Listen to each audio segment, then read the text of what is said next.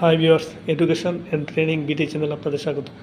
আজ গ্রাফিক ডিজাইনের উপর পঞ্চম ক্লাস। প্রথমে আমরা অ্যাডোবি ইলাস্ট্রেটর সফটওয়্যার ওপেন করব, তারপর আমরা এখানে ফাইল সিলেক্ট করে একটা পেজ ওপেন করব।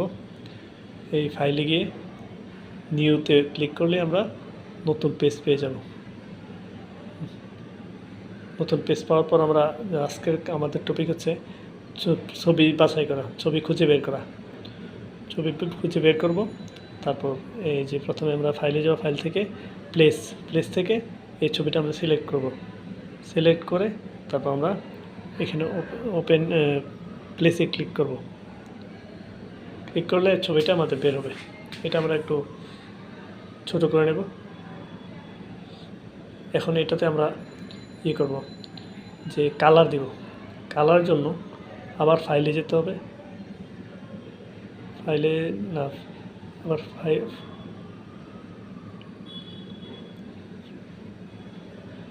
ফিল্টার যাব। ফিল্টারে গিয়ে আমরা কালার দেব। কালার দেওয়ার পর কালার সিলেক্ট করব।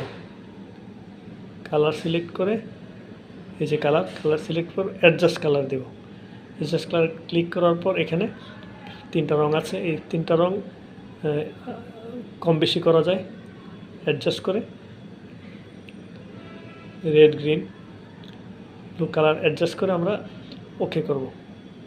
অ্যাডজাস্ট করলাম, অ্যাডজাস্ট এবার ওকে করব।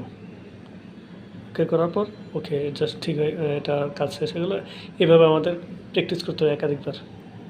একদিন বেশি শেখা যাবে না, অল্প শিখে প্র্যাকটিস করলে তখন আমাদের গ্রাফিক ডিজাইন শেখা হবে। এই জন্য অনেকে এই তাড়াতাড়ি শিখতে চাইলে গ্রাফিক শিখতে পারে না। ধন্যবাদ।